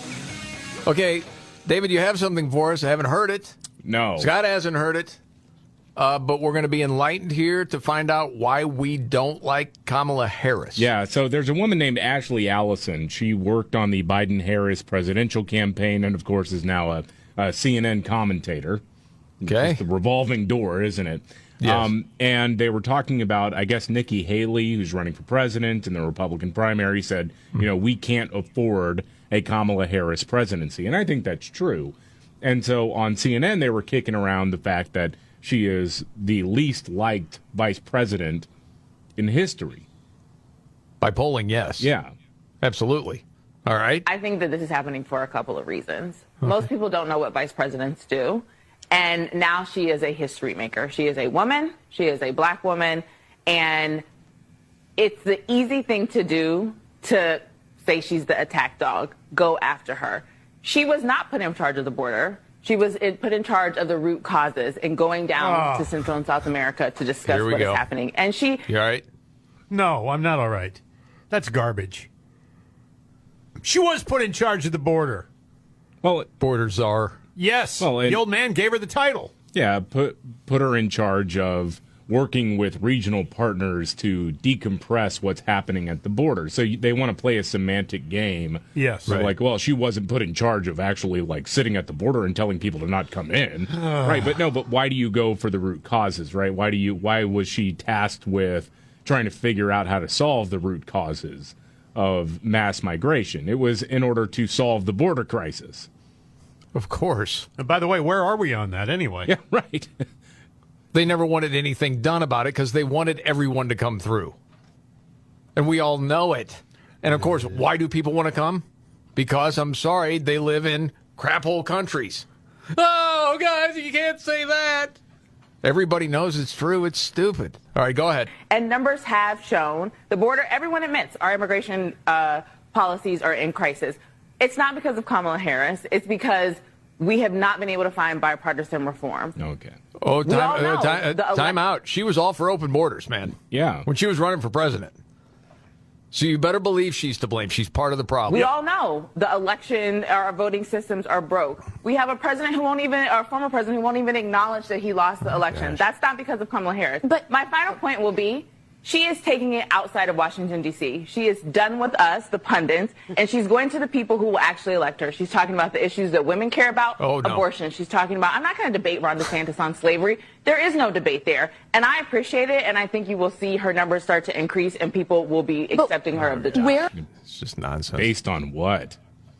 Democrat voters didn't like her. She didn't even make it out of 2019 when she was running for president for the 2020 election. It was women voters and black voters. Yeah, nobody they didn't liked want her. Nobody liked her. No, they knew she was a fraud. Of course. But we're made to believe again, the reason people don't like her is because she's a woman, she's black, and she's a history maker. Mm-hmm. Well, she's under the spotlight a lot because you have an 80-year-old geriatric numbskull that's running the country, and she's next in line. Dude, how many pieces have been written about her by Democrats that rip the living crap out of her? Because she's terrible at what she does. Yep. Goodness gracious. It is time for us we to don't need it today. Do what we have been doing, and that time is every day. I know. Every day it is time for us to agree that there are things and tools that are available to us to slow this thing down. Yeah, it's fine. Okay, make the possible happen. I understand in the passage of time and all of those different things. Okay, good. To try to shield her just on racism and sexism, you can't criticize her because if you do... It's a joke. Of course it's a joke. Got to move on. We don't need any more of that, right? Not today. Good. Good. Let's just move on. All right. There's somebody we got to hear from. Who is Jasmine Crockett? Well, we learned that a former president can be indicted for political speech, and now we're learning that if you defend that former president, you could be criminally liable as well. At least that's according to Texas Democrat Representative Jasmine Crockett, who couldn't believe that Republicans are defending Donald Trump. Jasmine Crockett is speaking. Roll it. Listen, the idea that the biggest scandal that I remember when Obama was in office was his tan suit, right? They were all up in arms about the tan suit. No, as I sit here right now, I have no recollection of anything with tan suits. There was a time when a couple of Fox News hosts made a joke about a tan suit that Obama wore while addressing the nation. This was 2013, I think, maybe 2014. What's wrong with that? Nothing. Tan suit, wear it. I don't care. Nobody was outraged at it. No, she's making it up. I mean, this legend has grown because I think it was The Daily Show that did a montage of Fox News hosts making fun of the tan suit or something. Okay. And then the legend grew to the point where now apparently that was this big scandal. It wasn't a scandal. It was like somebody made a couple of points about it and moved on. The scandal should have been when he was wearing the mom jeans and threw out the first pitch. I think it were Michelle's pants. Well, and they came up to his nipples. And and his administration was running guns to gangs in Mexico. Well, yes, that's a pretty big scandal, actually. Oh, back to Jasmine Crockett. Go ahead. And now there's nothing to see with 3 separate indictments in multiple states on multiple levels is absolutely ridiculous. You know, they are really getting dangerously close, in my opinion, to criminal culpability in and of themselves as well. Okay. All right. Whatever. And how many dumb people on a couple of different networks? There's a lot. You're talking CNN and MSNBC. I know that the left's saying, hey, Bidenomics, it's really working. The economy's going great. Except in the polling, people are like, no, it's not going great at all. And I don't know if you happen to see this story. More than half of Gen Xers stopped saving for retirement. Why is that? You got to pay bills, man. Oh, I see. Okay. I thought you meant because they weren't going to live that long because of global warming or some nonsense. No, we're talking Gen X, I think. All right. Yeah. Yeah. Okay, a lot of different numbers in this. But as a whole, Americans amassed a record $17 trillion in debt in the first quarter of this year. Oh, daddy. 80% of Gen X reported carrying some form of debt, like credit card balances, student loans, or auto loans. 52% of those said they're carrying at least $10,000 in non-mortgage debt. Yeah. That's in the survey. This is not good. No. So, as the story goes, paying off this debt may become increasingly difficult as the Federal Reserve has forecasted future interest rate hikes. Okay. And if you're concerned about high interest debt, well, that's part of it. You're like, okay, I got to get some of this stuff here paid off. I don't have time for retirement savings right now. Right. Now, don't look at me for your financial advising needs. I'll guarantee you that. But I just read this and I'm like, yeah, I know a lot of people in this sort of boat, saying the majority of Gen Xers, 56%, have less than $100,000 saved for retirement compared to the recommended $550,000 that you would need to retire comfortably. Yeah. Okay, obviously the show isn't video, so let me try to paint a picture for you. I'm just reading this. Yeah. Do you have ants in your pants? What just happened? You're fidgeting. You're going up and down, Robbins. Well, I took like a 5-year hiatus out of my you're saying work that you're life, and it's been a uphill battle to collect $500,000. How's the Funko Pops going? You buy some more this weekend? Hey, you wait. I'm going to retire on those babies. I allow myself very little. Very little. This is on a Monday, so David's not saying a word, and I'm not saying a word. But here's the thing. Neither one of us are saying a word. I can't tell you. Sometimes you just listen to a friend, right? You don't want to be combative. Yeah. You don't want to give him facts. You just want him to be able to say what he's feeling at the moment. What? Yes, I know. It's been very difficult. You spend very little on frivolous little things.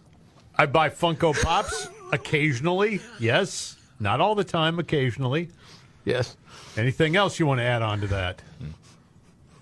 Nothing right now. It's Monday. Okay. I mean, you do have some stuff in the storage locker that you could probably sell and make some money. Well, again, I mean, if I retire with very little income, then I got to figure something out. I got to hang on to this stuff, you know. I can tell you though, I've done a great job on. I just got my statement, my charge card statement. Right, I hardly ever use it. I got like $100 on it. That's it right now. Well, I feel really good about that. David, together? Good job, Scott. Don't Debbie Downer me here, man. Yes. I mean, I want to get to the point where that thing's completely gone, and it will be in a month. That's good. That's good. It's all good. So anyway, God, I hate that. I see. I need to run some stuff up on that charge card. Get the points. You'd be crazy. You're losing money. Can't get into that. About Gen X and retirement. And again, they're trying to run on the economy right now. That's in some ways just comical to me. Sometimes you just see a story that you're like, okay, certainly not the biggest, but it's certainly funny. Maybe to bring it up. Didn't make it for What's That Story earlier in the show. Nickelback, the band. Yeah. Hated by so many. Sometimes for really no reason. Yeah. Yeah. What'd they ever do to you? They became big at one time. Yeah. And became a punching bag. Their small town in Canada was very proud of the band, and they had signs that would sort of brag about it. But the signs are gone now. Used to be proud to be the home of Nickelback, but they removed them. You know why? No. They said they've become a safety risk.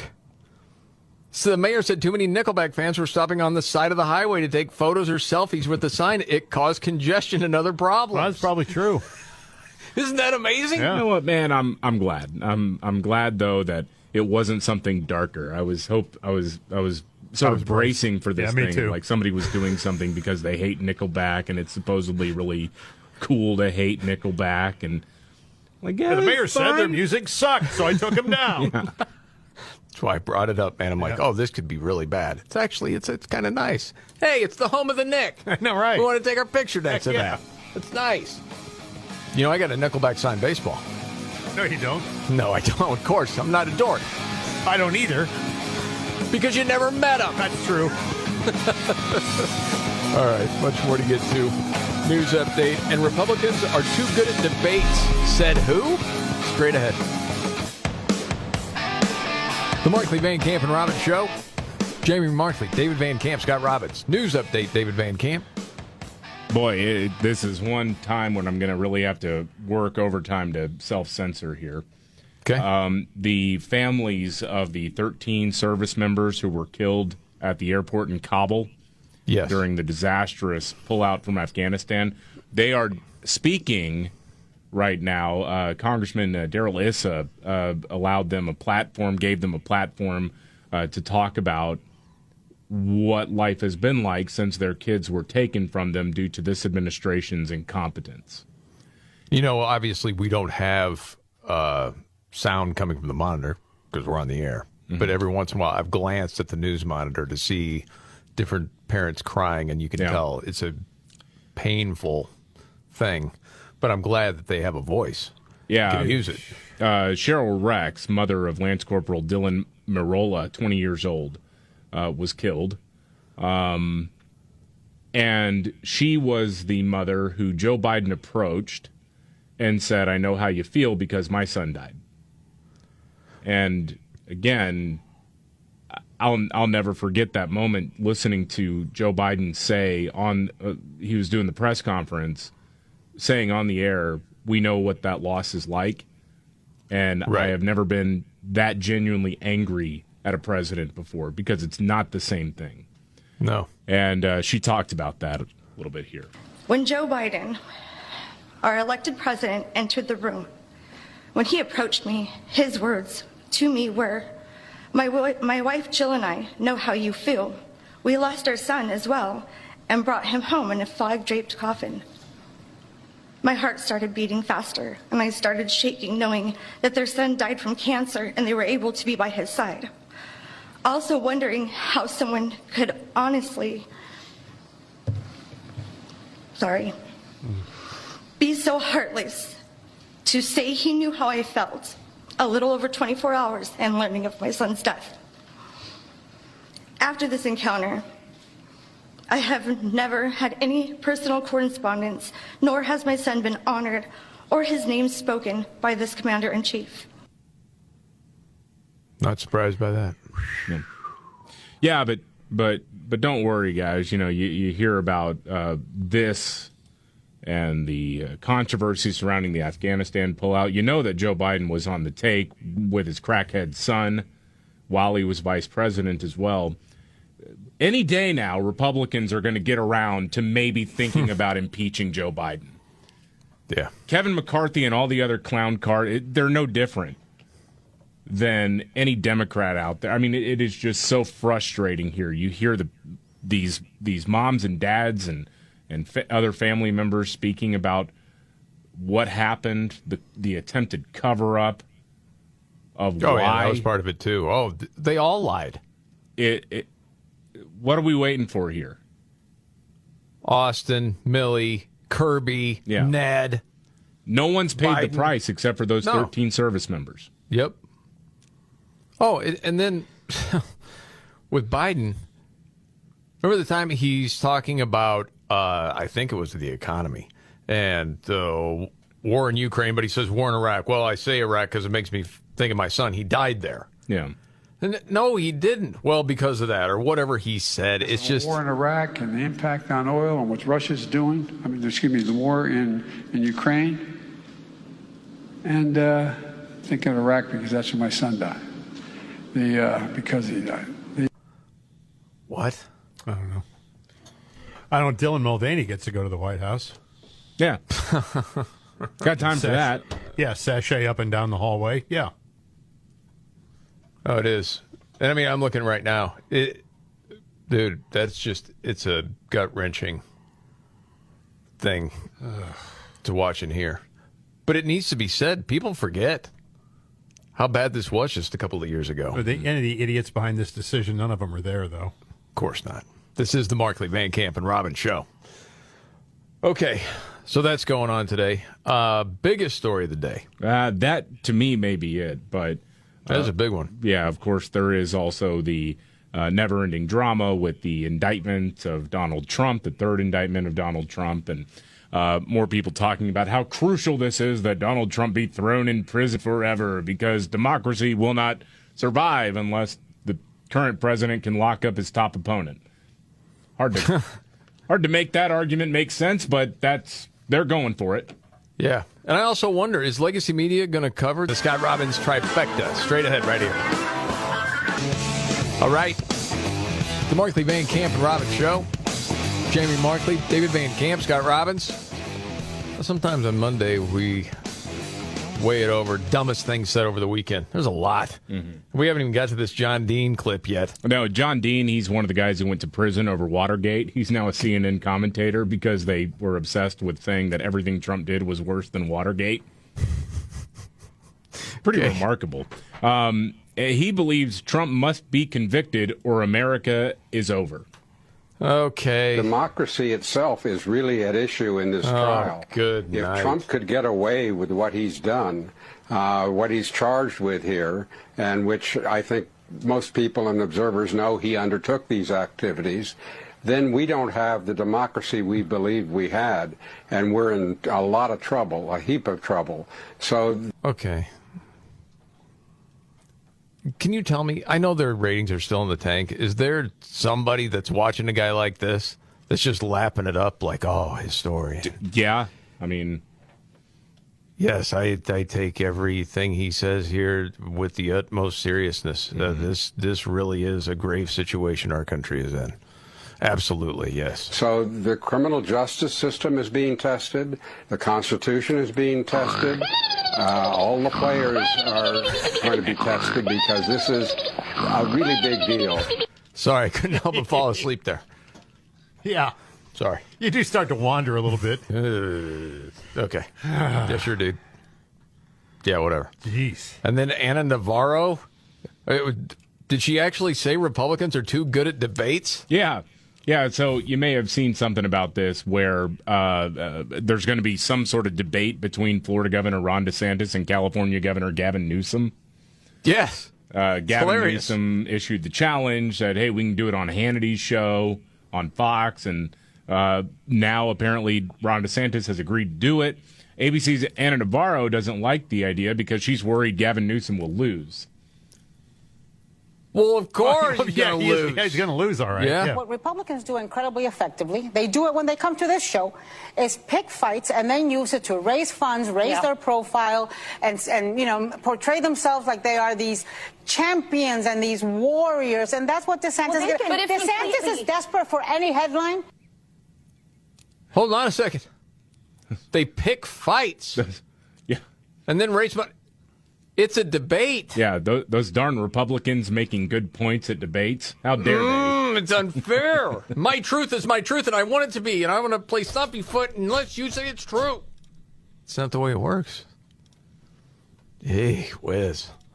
The worst thing about somebody like her, you can't take a good nap when she's rattling on because it's too annoying. It is rather shrill, isn't it? Oh, It is. goodness gracious. Yeah, it's like having a car alarm going off in the middle of the night. It's like somebody trying to play a kazoo through an old trumpet. You know, it's just very shrill. Yes, it is. Oh, goodness. All right, Robbins, are you ready for your big three? Yeah, David, I am substituting number one out for something else. Just FYI. Okay. Yeah, I won't even tell you what it is yet. Okay. All right. Number one's out? The initial number one, I've replaced it with another number. Or no. First story I meant, not the number That one was your best story. Not the number one story. Are you saving that for some solo record? That was the best story. It wasn't the best story. It was the best story. Let's roll it. Are you ready? I don't think it was. It's the three most important news stories of the day. I hit the trifecta. Well, at least according to Scott Robbins. It's the trifecta on the Markley, Van Camp, and Robbins Show. Every day about this time, Scott Robbins trifecta, his top three of the day, always helped by his hero. I'm Casey Kasem. Hey, how was vacationing with Casey, by the way? Casey, how was it? Good. Okay, did you guys have a good time? Play some play some golf, did you? I'm ready. Okay. All right. Yes. Okay. 3. Number 3, so we're not doing armed woman. No. We can save that one. I can do that one later if you want me to, but no. I want to get to this one, though, because I found this story today, and I forgot I had it even. But Antifa is now saying they're going to shut down Sturgis. God, please make this true. Please, please, please. That can't be right. Too many American and Confederate flags. They've had enough. I'll tell you what, I will wager every dollar I have on the biker clubs over Antifa. Dude, I will do. I've never done pay-per-view in my life. I would do pay-per-view to watch these little guys try to take on some burly bikers who just biked 2,000 miles. Yeah, for the love that all is good and wholesome. I got a buddy I think that still does a live broadcast at Sturgis every year. I got to call him to see if that's true. Because if it is, man, I want video. Oh, this you got to see this, don't you? Yes. Yeah, that's not go in there with their little masks on, prancing around. Yeah. Okay. Wow. Yeah, that would be really, really good. We're getting closer and closer to number one. Scott Robbins trifecta, top three of the day, up to number what? 2. Oh, I thought you were saying something. No, I said they're tired of the Confederate flags and the American flags. Yeah. They've had enough. Okay. Number 2, Oregonians can pump their own gas now. Yeah, how about that? All gas stations in Oregon can now allow customers to pump their own gas under a new law. Was signed in on Friday. Lifting a ban on self-service, it goes back to 1951. The new House bill was signed by Governor Tina Kotek, went into effect immediately. Now there's only one state where you can't pump your own gas. Want to guess? I already know what it is. Oh, you do? Yeah. Do you know what it is? Yeah. New Jersey. I couldn't remember, to be honest, but I knew we just talked about it. Chris Christie's still pumping his own gas. It doesn't phase it out completely. Now, if you choose to, you can go to a full-service lane if you'd like. They'll pump How long it for will they you. last? Well, not long. You got to pay people. Forget it. We're That's not the doing that. thing. I think I've only seen full service outside of Portland twice in my life. Well, I mean, you're younger, so, I mean, it's a little bit different. Yeah, I remember it. Absolutely. Yeah, I have buddies of mine. That's what they did. It was their job. Yes. They were pump jockeys. Well, yeah, I mean, that's what you did. Yeah. Yeah, and if there was someone that you didn't care for, you might pull up and say, could you put $1 in? Yes. Just to be annoying. See? Golly. Stuff like, what? I didn't do it, as far as you know, on this show. Some other guys did. Maybe. Something like that. I don't know. Now, on with the countdown. 59 cents on the dot. The Scott Robbins trifecta, top 3 of the day up to number 1. Number 1, Sam Stein, a writer, is trying to shame the right over the women's soccer team losing. How so? What? He's MSNBC contributor. He tweeted out, maybe you're just a bit too into politics if you're taking obscene joy in the U.S. women's soccer team losing. Obscene joy, what does that mean? The people on the left. People happy that USA lost. Yeah. Yeah. You could be a total a-hole to the people on the right. And when something happens to you, you turn into these little B words and stomp your feet. And it's not fair. It's not right. Well, what point does he make? That it's just that we shouldn't be doing it. Okay, are there a bunch of people jumping up and down outside of you today that honestly that were so happy about it? There are a lot of people that are happy I've seen about a it. few people happy about it, yeah. Very happy about it. Didn't bother me at all. Like, oh. Well, Sorry, you don't stand for the national to anthem. see And the game. if Right. you don't stand for the national anthem, you say all these nasty things, but yet you're going to play for the United States, and then you end up losing? And it was Rapinoe's brand. Well, it's and she a lot brought of it people to the are not team. gonna Of course. feel bad for you. Of It's course. just the way it is. There have been different athletes, and it's been the Olympics, a whole lot of different things, where they're well-known, jerky people. And if they lose, it's not like, oh, man, I'm bleeding red, white, and blue on this one. It's like, no, you're a jerk. I don't mind seeing you get beat.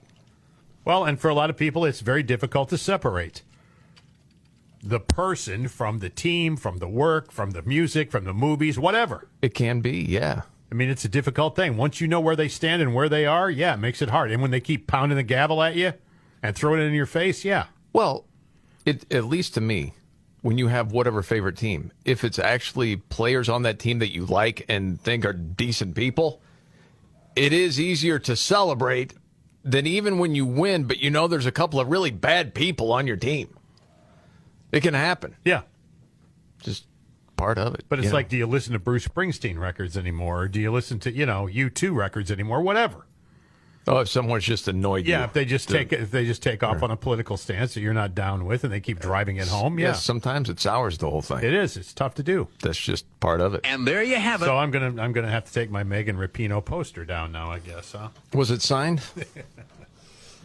Just curious. No, Subway. All right, the one story that you took out of the 3, David has. Oh, well. That I'd be interested to hear the whole details. Yeah, I don't actually have it. I know Scott had I got it was right looking here. If you forward want me to it. do it. Yeah, it was a lady who took out the trash. A legally armed woman in North Carolina acted in self-defense when she fatally shot a guy during a road rage incident at a grocery store parking lot.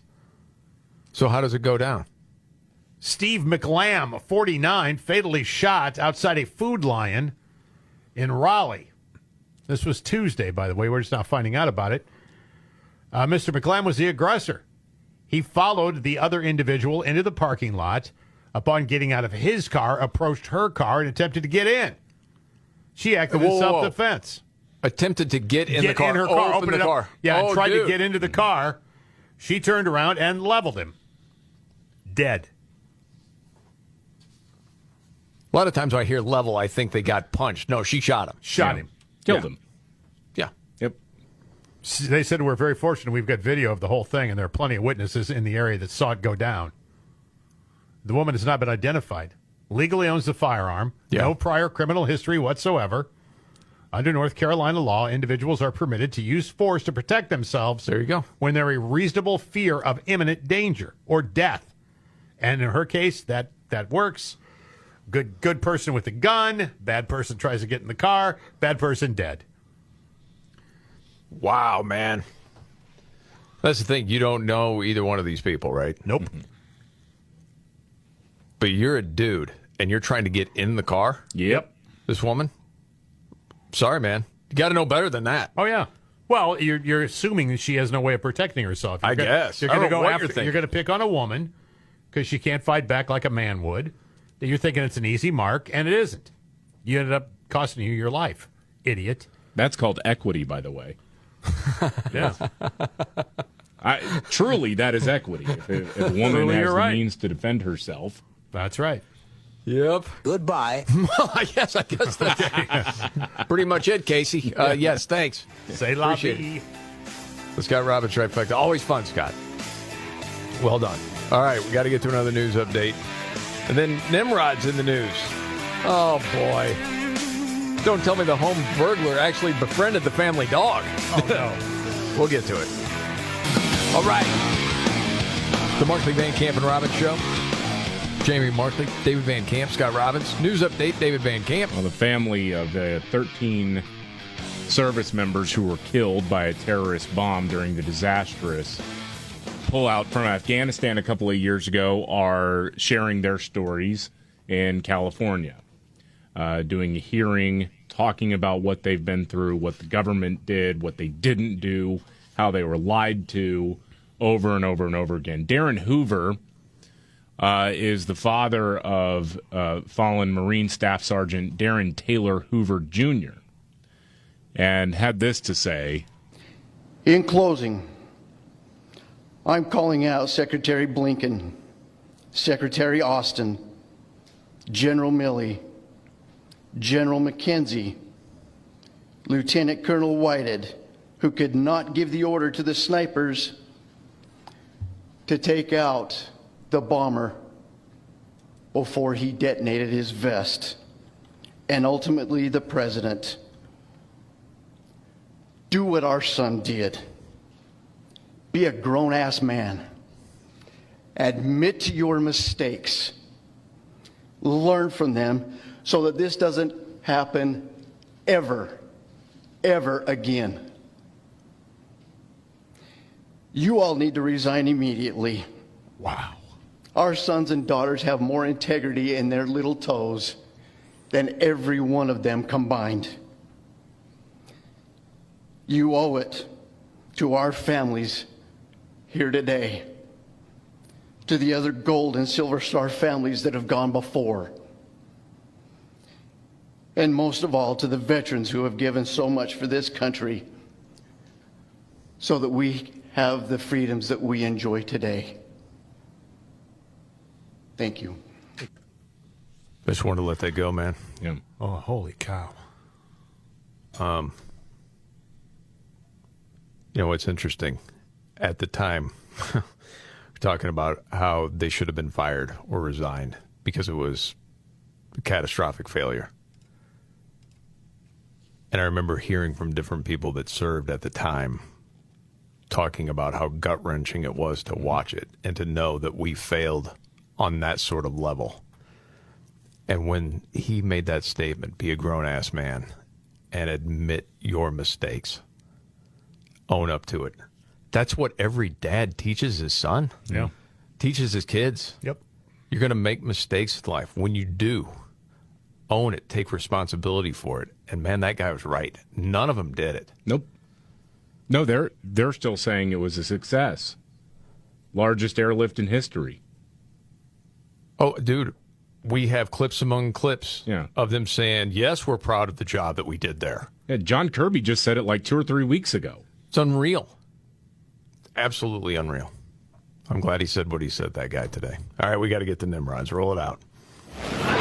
When the going gets tough. Damn it, this is too hard. The dumb get dumber. All right, Dean. It's Nimrods in the News on the Markley, Van Camp, and Robbins Show. I love the poorly educated. All right. Nimrods in the News.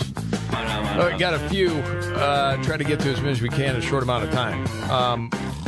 One, this 55-year-old guy in Oklahoma facing serious charges after stabbing a guy through the head with a flagpole. Damn. Guy survived. Man. The American flag's still attached to the pole when it happened. Didn't touch the ground, did it? No. Well, you got to watch out for that. You got to show respect. Well, yeah. A couple of teenagers got on the roof of a fancy restaurant in the Hamptons, tossed a 20-pound fish onto somebody's table. Oh, wow. One woman had to be treated for cuts for that. Oh, man. Guy in India smashed a world record by crushing 273 walnuts with his head in a minute. There's also, in California, a guy caught on surveillance video stealing a bike from someone's garage and took like $1,300 worth of stuff. The family dog come out to greet him, just petted him, played with him. He said, "Oh, you're such a good boy. No. Your owner shouldn't have left the garage door open." And that's them rods of the news.